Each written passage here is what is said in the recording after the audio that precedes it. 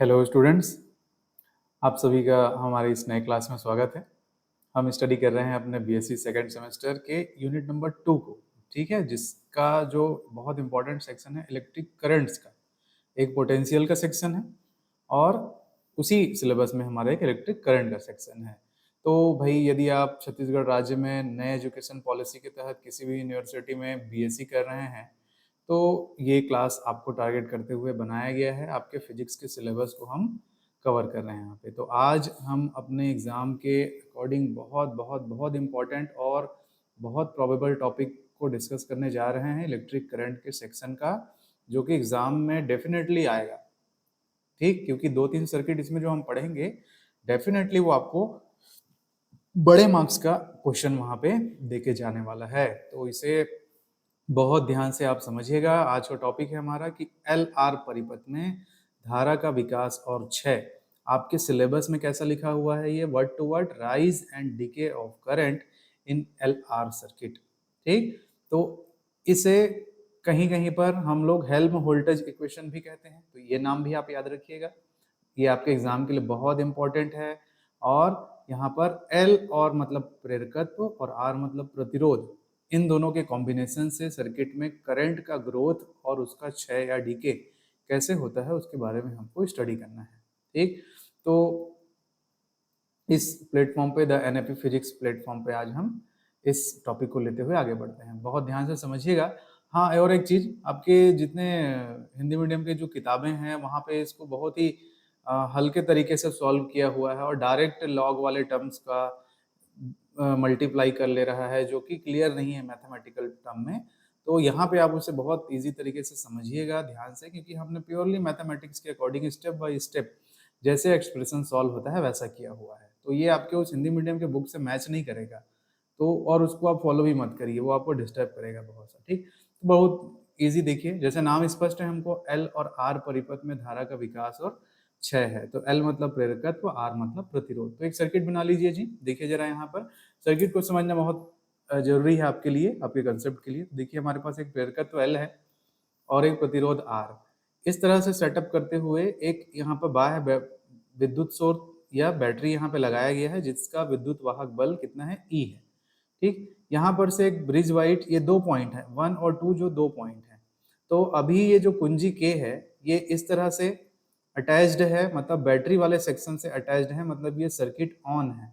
इसमें बैटरी से जो बाह्य विद्युत वाहक बल या वोल्टेज का जो प्रवाह है वो है।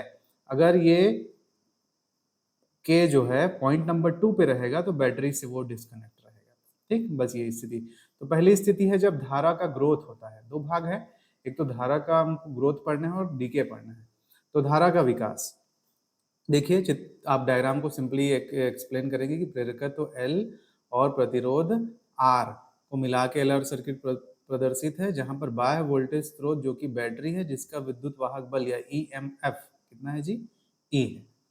जब परिपथ में कुंजी के अवस्था 1 में होता है, ठीक, इसको बहुत ध्यान समझिएगा, ये है अवस्था 1, ये वाला पोजीशन 1 में होता है, तब परिपथ में धारा अपने न्यूनतम मान, कहाँ से, 0 से धीरे धीरे बढ़कर अपने अधिकतम मान को क्या बोला गया है यहाँ पर, आई नॉट, ठीक। धारा धीरे धीरे धीरे सर्किट में ग्रोथ होगा तो 0 से बढ़ते हुए आई नॉट तक एक समय अंतराल के पश्चात प्राप्त करता है, ठीक। कुछ समय पश्चात वो अपने इस हायर वैल्यू को प्राप्त करता है। फिर तो धारा के विकास मतलब ग्रोथ के दौरान प्रेरकत्व एल द्वारा एक विरोधी ईएमएफ बल कार्य करेगा। हम जानते हैं प्रेरकत्व का जो गुण होता है यही होता है कि उसमें विद्युत धारा प्रवाहित करने पर इंडक्शन की वजह से वो एक विरोधी विद्युत वाहक बल को उत्पन्न करता है। प्रेरकत्व वाले सेक्शन में बहुत पढ़ा है हमने इसको।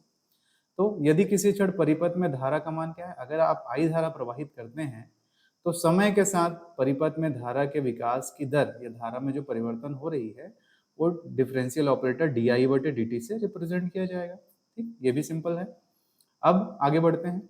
इस प्रकार हमें दो चीजें कैलकुलेट करनी है कि सबसे पहले इस प्रतिरोध आर पर कितना वोल्टेज बन रहा है, विभवांतर बन रहा है। तो सिंपल ओम के नियम से R is equal to V upon I होता है, तो वी इज इक्वल टू क्या मिलेगा आपको, आर आई मिलेगा। तो प्रतिरोध पे कितना विभवांतर है, आर आई, आर प्रतिरोध है, आई जो है करंट है, ये वाला। फिर प्रेरकत्व एल द्वारा उत्पन्न विरोधी विद्युत वाहक बल, ये हम प्रेरकत्व की परिभाषा से हम जानते हैं कि प्रेरकत्व के द्वारा उत्पन्न विरोधी विद्युत वाहक बल कितना होता है, ई का वैल्यू कितना है, minus L D I upon D T. धारा में जो परिवर्तन होता है, और एल क्या है, प्रेरकत्व गुणांक है। माइनस किस चीज को रिप्रेजेंट करता है, क्योंकि वो उस परिपथ में एक विरोधी स्वभाव का है। तो भाई प्रेरकत्व पे कितना वोल्टेज है वो निकाल लिए, और प्रतिरोध के सिरे पर कितना वोल्टेज है वो निकाल लिए। चलिए आगे बढ़ते हैं यहाँ पर। अब यहाँ पर एक आपको वोल्टेज संतुलन का नियम लगाना है, ठीक, जिसे हम लोग कहते हैं किरचॉफ का नियम। ठीक, चूंकि आपके एनएपी के सिलेबस में किरचॉफ का नियम करके कहीं नहीं लिखा है, इसलिए हिंदी में हम लिखेंगे कि इस प्रकार एक वोल्टेज संतुलन के नियम से, या फिर इसी को वोल्टेज लॉ कहा जाता है, किसका, किरचॉफ का। कोई अलग से स्टेटमेंट नियम नहीं है, बस आपको समझना है, सिंपल कॉन्सेप्ट है। जैसे कि बैटरी का जो विद्युत वाहक बल है, या बैटरी जितना पोटेंशियल यहाँ पर दे रहा है, आप थोड़ा सर्किट को ध्यान दीजिए। यहाँ पर एक विद्युत वाहक बल यहाँ पर है जी, जो कि बैटरी का है, ये ई है। एक वोल्टेज इस प्रेरकत्व के सिरों पर डेवलप हो रहा है, जो कि ये है, ये minus L D I upon D T. और एक वोल्टेज आर है, जो पूरे परिपथ में जो धारा बह रही है, उसके वजह से यहाँ पर लग रहा है इस प्रतिरोध के सिरों पे जो वोल्टेज बनेगा वो आर, और जो कंप्लीट करंट फ्लो होगा आई, उसकी वजह से, तो आर आई। तो अब थोड़ा सा देखिए संतुलन की अवस्था में क्या होगा। संतुलन की अवस्था में पूरे परिपथ से जितना बन रहा है वोल्टेज, मतलब आर आई, वो, और सेल या बैटरी से जितना आप वोल्टेज दे रहे थे वो, और जितना विरोधी स्वभाव का एलिमेंट था उसको उसमें माइनस कर दीजिए, कि बैटरी की वजह से जितना बन रहा था विद्युत वाहक बल, वो उसमें विरोधी स्वभाव का जितना विद्युत वाहक बल रहा था उसको माइनस करने के बाद जो बचेगा वही परिपथ में प्रतिरोध के सिरों पर वोल्टेज के रूप में प्रदर्शित होगा। तो ये ऊर्जा संरक्षण के सिद्धांत कहिए या वोल्टेज के समतुल्यता के नियम से कहिए, ये दोनों आपस में बराबर होंगे, तुल्य होंगे। तो बस उन्हीं चीजों को शब्दों में लिखे हैं, ठीक, कि भाई इस बैटरी ने कुछ वोल्टेज दिया इस सर्किट को, जो कि ई था। तो जैसे ही वोल्टेज दिया तो इस प्रेरकत्व की वजह से कुछ भाग कम हुआ, विरोधी एक विद्युत वाहक बल उत्पन्न हुआ, जो कि ये था। नीचे हमने जो लिखा है माइनस ये वाला टर्म, ये वाला, और इसके बाद जो बचा वही इस प्रतिरोध के सिरे पर एक वोल्टेज के फॉर्म में प्रदर्शित हुआ। तो तुल्यता आप जब करेंगे तो कुछ इस तरह का स्टेटमेंट आएगा। तो ये इक्वेशन 1 हमने लिख लिया, ये वाला बड़ा इजी है।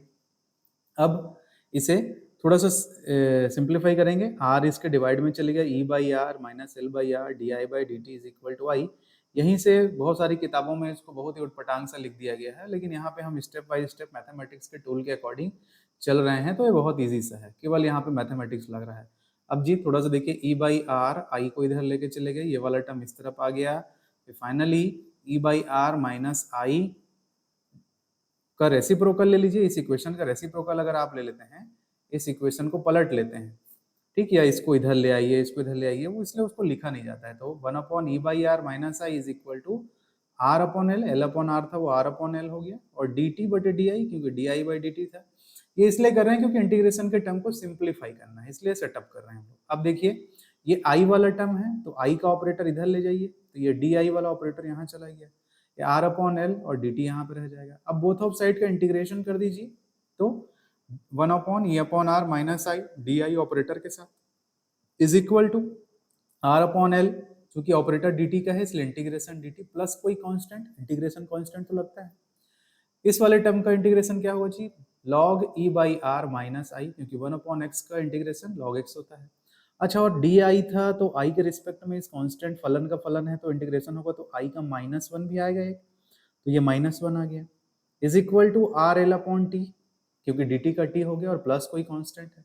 अच्छा, ये माइनस अगर आप इस तरफ लेके जाते हैं तो minus R L upon T minus constant होगा, और उसे फिर प्लस करके कांस्टेंट को और किसी फॉर्म में अपन लिख लेंगे। तो फाइनली हमने क्या किया, इस माइनस को सेटअप किया, तो log e upon R minus 1 is equal to minus R L upon T plus minus जो कांस्टेंट होता उसको प्लस करके एक नया हमने एक सिंबल नाम दे दिया सी कांस्टेंट प्लस, ठीक है।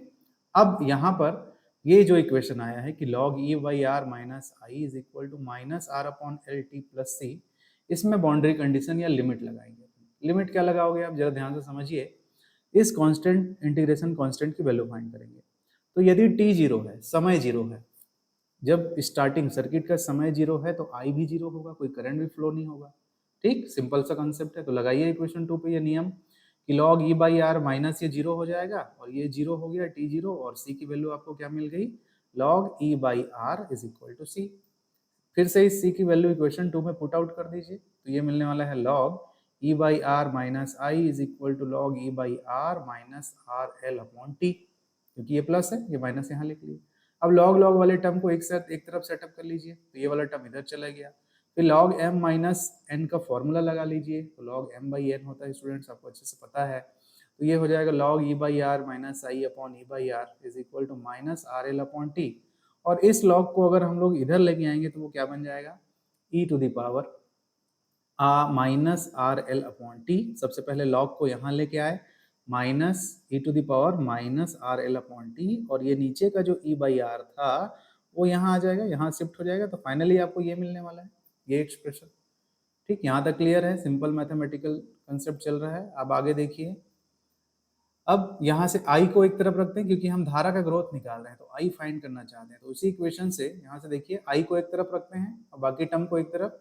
तो आई को इधर ले आएंगे, ये वाले टर्म को इधर ले आओगे आप, तो फाइनली देखिए ये जो मिलेगा यहाँ पे I is equal to this much, ये आई, और दोनों में से ई बाई आर कॉमन है, तो E by R is equal to 1 minus E to the power minus R L upon T. और ई बाई आर होगा क्या, इसको समझिए।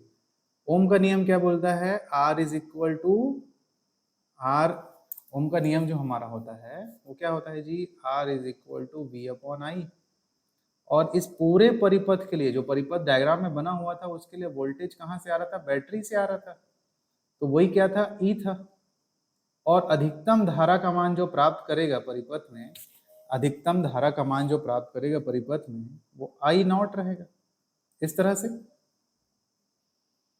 ठीक, तो ये अपना जो मैक्सिमम करंट बनेगा वही है ये चीज, ई बाई आर। जो ई हम लोग यहाँ पे वोल्टेज को बोल रहे हैं। सर्किट की ओर फिर से लौटता हूँ मैं। यहाँ पे देखिए हमने स्टार्टिंग में डिफाइन किया था कि भाई एक टाइम के बाद जो करंट फ्लो होगा इस सर्किट में, वो अपने एक अधिकतम मान को प्राप्त करेगा। वो अधिकतम मान क्या रहेगा, अगर देखा जाए तो इस बैटरी का जितना वोल्टेज है उसको इस पूरे परिपथ के इस रेजिस्टेंस से डिवाइड करोगे तो ओम के नियम के अकॉर्डिंग आपको करंट की एक वैल्यू मिलेगी, I is equal to V upon R. तो वही है, वी के जगह हम ई यूज कर रहे हैं, तो वही मैक्सिमम वैल्यू क्या है, आई नॉट है। यहाँ पर शुरू में ही डिफाइन किए थे। तो वो जो इक्वेशन पे हम यहाँ पे पहुंचे, ये वाले इक्वेशन पे, तो यहाँ पे ये जो टर्म है हमारा ई अपॉन आर, ये क्या है भाई, धारा का अधिकतम मान है। तो इसको हमने क्या डिनोट कर दिया, आई नॉट, मैक्सिमम आई। अब ये एक्सप्रेशन कैसा दिखेगा आपको कि I is equal to I naught 1 minus E to the power minus R L upon T. तो ये इक्वेशन, जो तीसरा इक्वेशन जो हम निकाल के लेके आए हैं, यही एल आर परिपथ में धारा के ग्रोथ का समीकरण है। ठीक, यहाँ लिख भी दिए हैं, जहाँ I naught is equal to E by R धारा के अधिकतम प्राप्त मान को, तथा यह जो समीकरण 3 है वह एल आर परिपथ में धारा के ग्रोथ मतलब विकास को प्रदर्शित करता है। अब इसके आउटपुट को थोड़ा सा अंडरस्टैंड करिए आप, ये कहता क्या है ना। देखिए क्या निष्कर्ष निकलता है इस बेसिक इक्वेशन से, ये ग्राफ भी बना के आना है स्टूडेंट्स, आपको बहुत इंपॉर्टेंट है ये। देखिए जब t बराबर 0 होगा तो i बराबर 0 होगा, ये हमको पता है शुरू से। भाई कोई स्टार्ट ही नहीं हुआ है सर्किट, कोई समय अंतराल बढ़ा ही नहीं है, तो करंट तो फ्लो नहीं होगा, तो आई 0 होगा। एक चीज तो ये पता चला हमको। ठीक, उसके बाद जब t का मान बढ़ता है, समय के साथ जब हम t का मान बढ़ता है, तब समीकरण 3 में कोष्टक का द्वितीय पद, इसको देखिए ये वाला पद, अगर t का मान बढ़ेगा तो नेगेटिव में एक ज्यादा बड़ी क्वांटिटी आएगी, नेगेटिव में एक ज्यादा बड़ी क्वांटिटी आएगी यहाँ पे, और e के रूप में इसका मान कम होगा। e के रूप में इसका मान क्या होगा, इस वाले पद का मान क्या होगा, कम होगा। और कम होते होते होते अगर ये बहुत छोटा रहेगा तो i is equal to I not, maximum. तो देखिए क्या कह रहा है कि जब t का मान बढ़ता है तब समीकरण 3 में कोष्टक का द्वितीय पद चर घातांकीय रूप से घटता है, क्योंकि नेगेटिव साइन लगा हुआ है ना। मैथमेटिकल टर्म्स को समझिए, यदि t ज्यादा है यहाँ पर तो इस द्वितीय टर्म का मान चर घातांकीय, किसको बोलते हैं, एक्सपोनेंशियल को बोलते हैं ना, तो एक्सपोनेंशियल फॉर्म में ये घटेगा। इस प्रकार परिपथ में धारा चर घातांकीय रूप से बढ़ेगा, इंक्रीज होगा। ये अगर जितना छोटा होगा ये वाला टर्म, तो आई आपका उतना बढ़ेगा। तो जैसे जैसे टी की वैल्यू बढ़ाते जाओगे तो ये वाला टर्म क्या होगा जी, छोटा होते जाएगा और धारा का मान बढ़ते चले जाएगा। और जब t is equal to infinity तो देखिए क्या मिलता है, e to the power minus infinity is 0 and then finally you have i is equal to I naught, कि अगर अनंत समय एक बहुत लार्ज टाइम पे चले जाएंगे तो सर्किट में धारा i is equal to I naught हो जाएगा। मतलब स्टार्टिंग में जो डिफाइन किया हुआ, आप जितना बैटरी है और जितना प्रतिरोध है उतना ही रहेगा, एक मैक्सिमम मान को ग्रहण करेगा। ऐसा नहीं है कि आप टी का मान बढ़ाते चले जाओ तो आपको यहाँ पे धारा का मान कई कई एम्पियर फिर अनंत काल तक मिलता ही चला जाएगा। नहीं भाई, उसकी भी बाउंड्री है। एक वो बाउंड्री कौन तय करता है, जो बाह्य विद्युत बल आप लगाए हो और जो प्रतिरोध लगाए हो उनके अनुपात का ही एक धारा उस परिपथ में बह सकता है। तो ये जो कि आई नॉट क्या है जी, ई बाई आर है, यहाँ पर ये एक मैक्सिमम वैल्यू प्राप्त करेगा। तो ये बहुत महत्वपूर्ण रिजल्ट्स को लेके आपको एक ग्राफ बनाना है। देखिए ग्राफ में क्या को लेंगे, इस एक्स एक्सिस में लेंगे टाइम को, वाई एक्सिस में लेंगे धारा आई को। अब जैसे जैसे आप जीरो से टाइम को बढ़ाना शुरू किए तो टाइम बढ़ाते जाएंगे तो धारा का मान चरघातांकी रूप से बढ़ते चले जाएगा। ये पॉइंट, ये वाला पॉइंट एक ऐसा पॉइंट है जहां से धारा का मान शार्पली इंक्रीज होगा इस तरह से, और इंक्रीज होते होते होते होते ये देखिए ये अपने एक नियत मान को प्राप्त कर लेगा। यहाँ पर एक नियत मान, इससे ज्यादा नहीं बढ़ेगा भाई ना। इसके बाद ये आगे कितना भी चले जाइए ऐसे ही रहेगा, ऐसे बनेगा। और वो कितना है, वो आई नॉट है। आई नॉट क्या चीज है, स्टार्टिंग में जो वो बैटरी आप यूज किए हो और रेजिस्टेंस आप यूज करिए हो उसका रेशियो है। ठीक, तो ये चरघातांकीय रूप से एक्सपोनेंशियल फॉर्म में ये जो इंक्रीज हो रहा है यही धारा का ग्रोथ है। ये दिया जाता है I is equal to E by R 1 minus E to the power minus R upon L T से। यही जो है ये वाला वही चीज को लिख दिए हैं। ठीक, अब इसमें एल आर परिपथ में धारा के ग्रोथ का ग्राफ है। यहाँ पे एक चीज समझिएगा, टाइम कांस्टेंट क्या है। टाइम कांस्टेंट है बहुत इंपॉर्टेंट टर्म है, ऑब्जेक्टिव में भी पूछ सकता है या छोटा मोटा परिभाषा भी पूछ सकता है कि टाइम कांस्टेंट क्या है। भाई इस इक्वेशन में देखिए, इस इक्वेशन को ध्यान से, ये अलग से मैं यहाँ सॉल्व नहीं कर रहा हूँ ना, इसको बहुत ध्यान समझिएगा। यहाँ पे अगर इस इक्वेशन में अगर आप t के जगह पुट कर लेते हैं L बटे R, ध्यान दीजिएगा ना, तो ये इक्वेशन कैसे बनेगा आपका, आई नॉट अपने जगह पर है 1 minus E to the power minus 1 मिलेगा मेरे को, क्योंकि L R अपॉन L था और मैं t के जगह रख दूंगा L अपॉन R, तो वो कट जाएगा, कुछ ऐसा मिलेगा आपको ऐसा, तो ये ऐसे कट जाएगा। तो -1 मतलब 1 माइनस 1 अपॉन ई मिलेगा। और ई का वैल्यू होता है जी न्यूमेरिकली, आप जानते हैं मैथमेटिक्स में ई की वैल्यू पुट करेंगे 1 अपॉन 3 पॉइंट समथिंग या कुछ होता है ई का मान, वो रखेंगे। और जब ये वाला पद को जब सॉल्व करेंगे तो I is equal to this much मिलेगा आपको, 0.632। आई की वैल्यू दिस मच मिलेगा, I is equal to 0.632 I naught. ये जब यहाँ पुट करेंगे मतलब आप के सर्किट में जो प्रतिरोध का मान है ओम में और जो प्रेरकत्व का मान है हेनरी में, उसके अनुपात को अगर आप लेते हैं L बाई आर के रूप में टी का मान चयन करते हैं, ये देखिए L बाई आर, तो ये इसके वजह से आपका धारा का मान दिस मच मिलता है, जो कि ये इस पॉइंट को रिप्रेजेंट करता है ग्राफ में। इसके बाद फिर शार्पली धारा इंक्रीज होता है, इसके पहले तक धीरे धीरे धीरे धीरे धीरे इंक्रीज होते रहता है। तो इस बिंदु को फिर हम लोग कहते हैं टाइम कांस्टेंट, ये टाइम कांस्टेंट है। तो आपको ये न्यूमेरिकली उसको नहीं बताना है कि कितना होता है, नंबर में कितना होता है, आप ये बताएंगे भाई कि सर्किट में यदि हम लोग टी का मान L बाई आर चुनते हैं तो L बाई आर ही हमारा टाइम कांस्टेंट की वैल्यू को देता है। टाइम कांस्टेंट का है जहां पर धारा का मान शार्पली चेंज होता है। तो ये यहाँ पे इसीलिए इस चीज को लिखा हुआ है हमने कि टाइम कांस्टेंट कितना है जी हमारा, t is equal to you elect L by R. आपने क्या इलेक्ट किया, सेलेक्ट किया L बाई आर, और उसकी वैल्यू कितनी आती है 0.6321। ये निकाल के देख सकते हैं आप ना, आप कैलकुलेटर साइंटिफिक यूज करिएगा, 1/1 अपॉन ई करिएगा, ई की वैल्यू आप निकालिएगा तो इतना आएगा। तो ये ग्राफ आपको बना के आना है स्टूडेंट्स, ठीक, और ये निष्कर्ष बहुत इंपॉर्टेंट आपको लिख के आना है। तो अगर क्वेश्चन में ये भी कंप्लीट नहीं हुआ है ना, ये केवल हम लोग एल आर परिपथ में हमने पढ़ा है धारा का ग्रोथ, अब देखेंगे धारा का क्षय। ठीक, तो यहां तक का जो चीज था, ये जो निकल के आया क्वेश्चन 3, ये हमारा धारा ग्रोथ था। चलिए अभी पहले क्षय को समझ लेते हैं, फिर इसको मैं समराइज करूंगा। तो अब उसी सर्किट को फिर से ध्यान दीजिए, ये रहा हमारा धारा का क्षय, तो सर्किट वैसा ही है। अब जो स्विच 1 पॉइंट पे लगा हुआ था, पोजीशन 1 पे था, उसको आप ऐसे ले आइए, पॉइंट 2 पे ले आइए, यहाँ से कनेक्ट हो गया है ना। तो कुल मिला के एल और आर आपस में कनेक्ट है, लेकिन बैटरी से कनेक्ट नहीं है। अब बैटरी से कनेक्ट नहीं है मतलब ई का रोल नहीं है यहाँ पे ना, ई नहीं है। तो ये जब स्विच को हम इस पोजीशन पे लेके आ गए, तो थोड़ा सा देखिए, एक स्थायी धारा के निर्माण हो जाने के पश्चात, मतलब जब धारा बढ़ते बढ़ते अपने मैक्सिमम वैल्यू आई नॉट को पा लेती है, तो परिपथ में कुंजी के को अवस्था 2 में हम सेट कर देते हैं।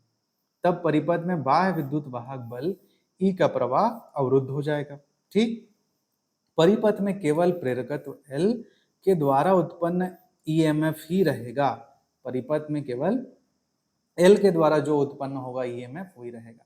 तो वही इक्वेशन जो वोल्टेज संतुलन का नियम हम लोग यूज किए थे। ठीक, कौन सा नियम था, कौन सा था, देखिए इक्वेशन यहाँ पर हमारे इस वाले डेरिवेशन पे, ये देखिए जरा, ये वोल्टेज संतुलन के नियम का इक्वेशन है। इसमें ई हो जाएगा 0 स्टूडेंट्स, है ना, क्योंकि ई तो है नहीं, आपने डिस्कनेक्ट कर दिया है, पोजीशन बदल दिया, बाकी सब चीज वैसी रहेगा। तो बस इतना आपको समझ में आ गया तो बहुत ईजी है फिर। तो देखिए यहाँ से हमने क्या कर दिया भाई, वोल्टेज संतुलन की इस कंडीशन की स्थिति में हमारा ई 0 है, minus L D I upon D T is equal to R I, वही इक्वेशन है। सेट करिए थोड़ा सा इसको, D I upon D T minus L यहाँ आ गया, दोनों पक्षों पे ऑपरेटर के तहत पदों को इकट्ठा करिए, तो डी आई बटे आई, यहाँ का आई यहाँ आ गया, minus R upon L D T plus एक कांस्टेंट, फिर से integration log I is equal to minus R upon L T plus D, D जहाँ समाकलन का नियतांक है। अब क्षय की अवस्था में समझिएगा ना, यहाँ पे ये बाउंड्री कंडीशन लेना बहुत बहुत बहुत ध्यान देना है इसमें। जब t बराबर 0 हो, क्षय की अवस्था में, जब क्षय चालू नहीं हुआ है, जो डिक्रीजिंग ये स्विच जो है यहाँ पे एकदम स्टार्टिंग के कंडीशन में है, क्षय चालू नहीं हुआ है, तो धारा का मान कितना है, आई नॉट है, क्योंकि जब ग्रोथ के कंडीशन में धारा ने अपने अधिकतम मान आई नॉट को प्राप्त कर लिया है। वहां पे 0 लिए थे ना, क्योंकि सर्किट चालू ही नहीं हुआ था। यहाँ पे आप 1 नंबर पोजीशन स्विच को कंप्लीट करके फिर उसके आगे बढ़ रहे हैं। तो चूंकि जब t 0 है, क्षय की अवस्था के लिए समय, तो फिर i हमारा एक मैक्सिमम वैल्यू प्राप्त कर चुका है जो कि आई नॉट है। तो उस कंडीशन में i की जगह हम पुट करेंगे आई नॉट, ये देखिए, अब माइनस आर एल टी तो 0 हो गया, प्लस डी, तो डी का मान क्या मिला, लॉग आई नॉट। ठीक, चलिए इसको पुट कर देंगे इक्वेशन 1 में, डी की वैल्यू को पुट कर देंगे, तो फाइनली आपको ये मिलेगा, ये देखिए, तो log I is equal to minus R L upon R L T plus D के जगह लॉग आई नॉट, फिर से लॉग वाले टर्म को उधर ले जाइए, लॉग एम बाई एन लगाइए, लॉग वाले टर्म को इधर लेके आइए, तो E to the power minus R upon L T, और I is equal to I naught E to the power minus R L into T. ये इक्वेशन जो निकल के आया, ये धारा के क्षय को प्रदर्शित करेगा एल आर परिपथ में। तो देखिए क्या लिखा है कि निष्कर्ष क्या है, इस प्रकार धारा एल आर परिपथ में अपने अधिकतम मान आई नॉट से, चूंकि वो प्राप्त किया रहता है, चर घातांकीय रूप से क्षय होता है, क्योंकि ये e to the power minus R upon L T ही उस चीज को बताता है कि वो चर घातांकीय रूप से क्या होता है, डिके होता है या क्षय होता है। अब क्षय होने का ग्राफ कैसे बनाएंगे स्टूडेंट, ये भी बना के आना है, बहुत इंपॉर्टेंट है ना आपके लिए, जरूर बनाना है आपको। फिर से वही एक्स एक्सिस पे टाइम को ले लीजिए, वाई एक्सिस पे धारा आई को ले लीजिए। क्षय कैसे होगा, चूंकि धारा अपना अधिकतम मान यहाँ पे आई नॉट प्राप्त करके रखा है जी, यही आई नॉट है, यहाँ पे लिखे हैं। अब जैसे जैसे टाइम आगे बढ़ेगा, ये देखिए इस एक्सप्रेशन में यदि टी का मान जितना बड़ा होगा, टी का मान जितना बड़ा होगा, इस ई टू दी पावर वाले वैल्यू का मान उतना ही इफेक्ट करेगा, और वो डायरेक्टली इंक्लूड है इसके साथ, इसके साथ, तो उसकी वैल्यू उसके अकॉर्डिंग फॉल होते चले जाएगी, उसके साथ वो नेगेटिव नंबर जो है, क्वांटिटी जो है आई नॉट के साथ मल्टीप्लाई हो रहा है, तो ये चीज धीरे धीरे धीरे धीरे फॉल आउट होगा।